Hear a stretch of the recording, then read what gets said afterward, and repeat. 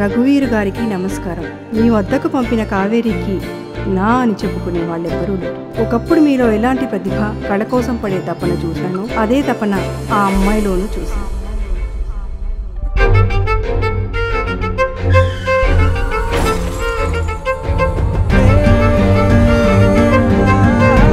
తీసుకెళ్ళి బయటపడే. బాయ్స్, ఈ అమ్మాయి కావేరి ఆర్టిస్ట్. ఈ రోజు నుండి మీతో పాటే రిహార్సల్స్ చేస్తుంది. ఓ గర్వపోతు మదన, నీ మనసైన నీరజాన ఆ చంద్రబాగా భద్రవీరుడితో మనవాడుతున్నదో అందుకేనా నువ్వు మరల బాణం పట్టి నా పంచచేరా?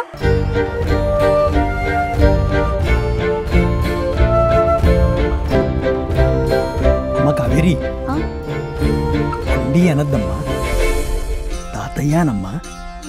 ప్లీజ్ తాతయ్య, ఇవాళ నా గ్రాండ్ రిహర్సల్, రావచ్చుగా?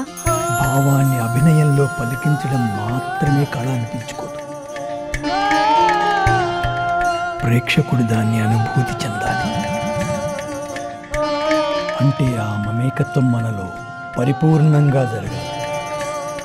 అది ఒక రసాత్మక క్రియ.